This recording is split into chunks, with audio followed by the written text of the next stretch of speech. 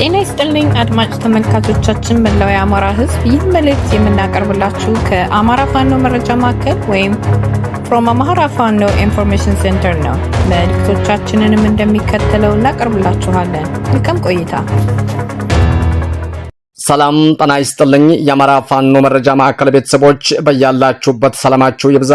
ሰሞንኛ መረጃዎችን ይዘንላችሁ መተናል። ፋኖ ሚዲያዎች ነን።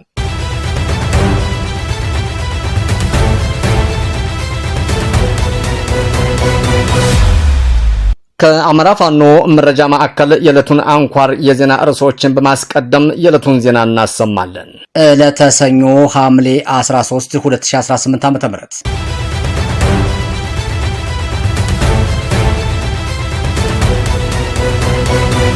የአማራ ፋኖ ብሔራዊ ንቅናቄ ወሎ ቤት አማራ ምኒልክ ዕዝ 102ኛ ኮር 12ኛ ክፍለ ጦር 3ኛ ሻለቃ መንደፈራ ቀበሌ በአገዛዙ ላይ መብረቃዊ ደፈጣ ጥቃትን ፈጸመ።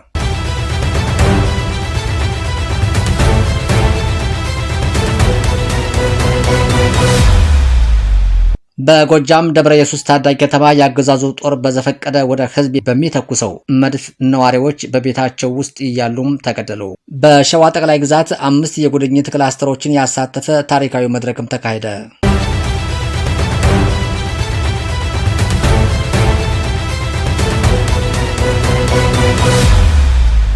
ውድ የአማራ ፋኖ መረጃ ማዕከል አድማጮቻችንና ተመልካቾቻችን የዕለቱን ዝርዝር ዜናዎች በሚከተለው መልኩ ስለሚቀርቡ እንድትከታተሉን እንጋብዛለን።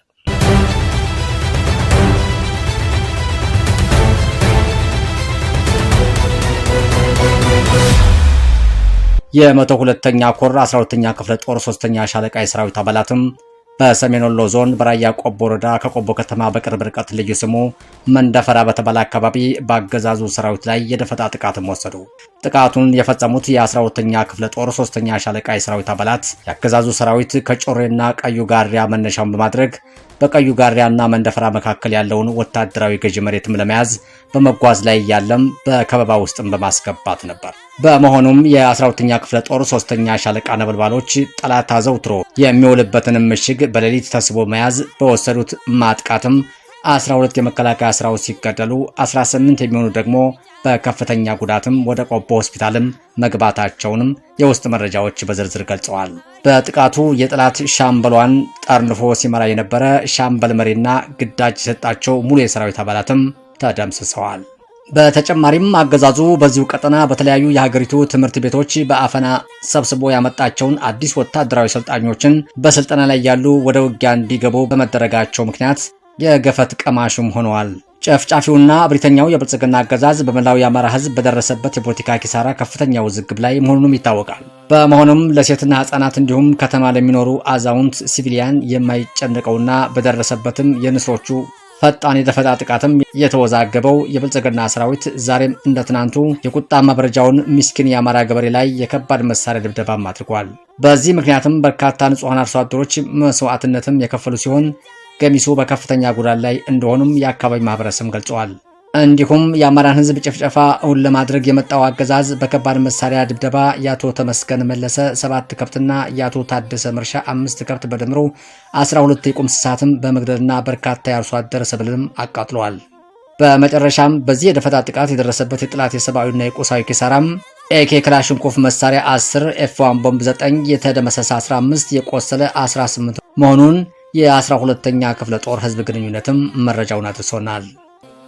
7 ለ7 ክፍለ ጦር በይፋትና ጥሙጋ አውራጃ ያገዛዙን ታማኝ መረጃ ቀባይ እስከ ወዲያኛው ማሰናበቱን አስታወቀ። የሸዋ ጠቅላይ ግዛት አሳምነው ዕዝ 7 ለ7 ክፍለ ጦር የኦፕሬሽን ስራ በመስራት የጠላትን የመረጃ መረብ በመበጣጠስ ላይ ይገኛል። ክፍለ ጦሩ በይፋትና ጥሙጋ አውራጃ ኤፍራታና ግድም ክላስተር አለላ ከተማ ላይ በልዩ ኦፕሬሽን ያገዛዙ መረጃ የነበረ ተከፋይን ማለትም ሰይዶ በሚል ስም የሚታወቀው ባንዳ ላይ እርምጃ መውሰዱን ማስታውቋል። ግለሰቡ በተደጋጋሚ በክፍለ ጦሩ ማስጠንቀቂያና ምክር ቢሰጠውም ሊሰማ ባለመቻሉ በናሁሰናይ ሻለቃ የቅኝት ቡድን አማካኝነትም ዘልቆ በመግባት እስከ ወዲያኛው ሊሰናበት እንደቻለም የክፍለ ጦሩ ሪፖርተር ከግንባር በላከው መረጃ አመላክተዋል። አክለውም ያገዛዙ አስገዳይ ተከፋይ ባንዳ ላይ እንዲህ አይነት የማያዳግም እርምጃም ተጠናክሮ እንደሚቀጥልም ሌሎች ተላላኪዎችም ላይም ከዚህ ተማሩም ብለዋል። በጎጃም ደብረ ኢየሱስ ታዳጊ ከተማ ያገዛዙ ጦር በዘፈቀደ ወደ ህዝብ በሚተኩሰው መድፍ ነዋሪዎች በቤታቸው ውስጥ እያሉም ተገደሉ። በምስራቅ ጎጃም ደባይ ጥላት ግን ወረዳ ደብረ ኢየሱስ ከተማ ባገዛዙ ጦር ተተኩሶ በመኖሪያ ቤት ላይ ባረፈበት መድፍ ሰራዊት በእውቀት የተባለች የ19 ዓመት ወጣት ወዲያውኑ ህይወቷ ሲያልፍ ታናሽ ወንድሟ አማን በእውቀቱ እናታቸው ወይዘሮ እታገኝ ገደፋውና የ79 ዓመት መነኩሴ ጎረቤታቸው ከባድ የመቁሰል አደጋም ደርሶባቸዋል። በተመሳሳይ በኳስ ጨዋታ ላይ የነበረ አብርሃም ጌታቸው የሚባል የ13 ዓመት ታዳጊም ቆስሎ ወደ ሕክምና መወሰዱም ታውቋል። በዚሁ በምስራቅ ጎጃም ደባይ ጥላት ግን ወረዳ በዛሬው ዕለት ማህበረሰቡ ለገበያ በተሰበሰበበትም በተተኮሰ መድፍም ቁጥራቸው በውል ያልታወቀ አርሶ አደሮችም አደጋም ደርሶባቸዋል። ዛሬን ጨምሮ ላለፉት ቀናት በደጋዳሞትና በሌሎችም የምስራቅ ጎጃም ወረዳዎች ያገዛዙ ጦር ወደ ማህበረሰቡ በዘፈቀደ ያለ እረፍት በሚተኩሳቸው መድፎች ዙ23 ቢኤም የመሳሰሉ ከባድ መሳሪያዎችም የበርካታ ነዋሪዎችን ህይወት እየቀጠፈና ሀብት ንብረታቸውን እያወደመ እንደሚገኝም ከአካባቢው የሚወጡ መረጃዎችም ያሳያሉ። ተጠናክሮ በቀጠለው ስቦ ማስከዳት ሁለት ያገዛዙ ሰራዊት አመራሮችም ምኒልክ እዝን ተቀላቀሉ። የአማራ ፋኖ ብሔራዊ ንቅናቄ ወሎ ቤት አማራ ምኒልክ እዝ 303ኛ ግዙፉ አሳምነው ኮር በሚንቀሳቀስባቸው ቀጠናዎች ሁለት ያገዛዙ የሰራዊት አመራሮች ከነሙሉ ትጥቃቸውም 19ኛ ተፈራ ማሞ ክፍለ ጦርን ተቀላቅለዋል። መነሻቸውን ከዋግ ሁምራ ዞን ጋዝጊብላ ወረዳ 09 ላልኪው ቀበሌ ከከተማቸው ያገዛዙ ጦር 204ኛ ኮር በኮሎኔል ባቡ ከምትባለው 38ኛ ክፍለ ጦር 6ኛ ሬጅመንት በመነሳት ፋኖን ተቀላቅለዋል። ፋኖን የተቀላቀሉት ያገዛዙ ሰራዊት አመራሮችም ደሳለኝ ክንዱ የሬጅመንቷ የሰው ኃይል ሌላኛው አመራር ብሩክ አባይ የሬጅመንቱ የፋይናንስ መምሪያ ኃላፊ መሆናቸውም ታውቋል።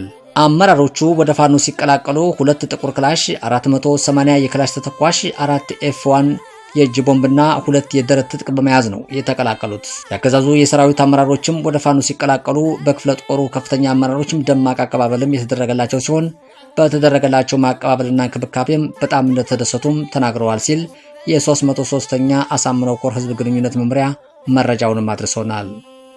በሸዋ ጠቅላይ ግዛት 5 የጉድኝት ክላስተሮችን ያሳተፈ ታሪካዊ መድረክም ተካሄደ። በይፋትና ጥሙጋ አውራጃ በትሬ ክላስተር በተደረገ ታሪካዊ መድረክ ላይ የሸዋ ጠቅላይ ግዛት ያሳምነው እዝ ከፍተኛ አመራሮች፣ የአባት አርበኞች መምሪያ አመራሮች፣ በቀጠናው የሚገኙ የፖለቲካ መምሪያ አስተባባሪዎች እንዲሁም የኮርና የአምስቱም ክላስተሮች የተውጣጡ አመራሮች በተገኙበት የትግሉን እድገት የሚመጥን የ6 ወር የሥራ ሪፖርትና ውይይትም ተደርጓል። የአማራ ፋኖ ብሔራዊ ንቅናቄ የሸዋ ጠቅላይ ግዛት አሳምነው እዝ ስር የሚገኙ 5 የጉድኝት ክላስተሮችም የትሬ ክላስተር፣ መዘዞ ክላስተር፣ የባሻ ክላስተር፣ የፍራታና ግድም ክላስተር፣ ያለሎ ክላስተር የእነዚህ ክላስተሮች አስተዳደሮች ወደ አንድ መድረክ በማምጣት የ6 ወር የሥራ ሪፖርት እንዲያቀርቡ ተደርጓል። በዚህ ውይይት ላይ በክላስተሮቹ የተሰሩ ስራዎች ቀርበው በህዝብ አስተዳደር ፍትህ፣ በሰላምና በደህንነት እንዲሁም በአባት አርበኛ ታጋዮች መጠርነፍና ማደራጀት ዙሪያ ውጤታማ ስራዎች እንደተከናወኑም ተገልጿል። በተጨማሪም የክላስተሮቹ የነበሩ የአሰራር እንቅፋቶችና የህዝብ ጥያቄዎችን ቀርበው ጥልቅ ውይይትም ተደርጎባቸዋል። በሁሉም ወገን ከህዝብና ከመሪዎች ለተነሱ ጥያቄዎችም የአባት አርበኞች መምሪያ ኃላፊ አርበኛ ማሞ ማስረሻና የዙ ከፍተኛ አመራር አርበኛ ዮሐንስ ባባው ምላሽና ማብራሪያም ሰጥተውበታል። በመድረኩም የሙሐመድ ቢሆነኝ ኮር ዘመቻ መምሪያ ኃላፊ ፋኖ ምናሉ ከበደ በመገኘት በወታደራዊ ጉዳዮች ላይ ለተነሱ የህዝብ ጥያቄዎችና ማብራሪያና ምላሽም ሰጥተዋል። በመጨረሻም የፖለቲካ መምሪያ የቀጠናው አስተባባሪዎች መድረኩን በመምራትና በማስተባበር ለቀጣይ የትግል እንቅስቃሴ አቅጣጫን በመስጠት እንዲሁም ለአምስቱም ክላስተሮች መልካም አፈጻጸምና የትግል ንቅናቄም በበሰለ መልኩ በመምራታቸው የእውቅና ምስክር ወረቀትና የአርበኞች ምስል በሽልማት መልክም ተበርክቶላቸው መድረኩ በስኬት ተጠናቋል። ሰሞነኛ መረጃዎቻችን እነዚህ ነበሩ። የአማራ የህልውና ተጋድሎ ተጠናክሮ ይቀጥላል። ቸርን ሰንብት።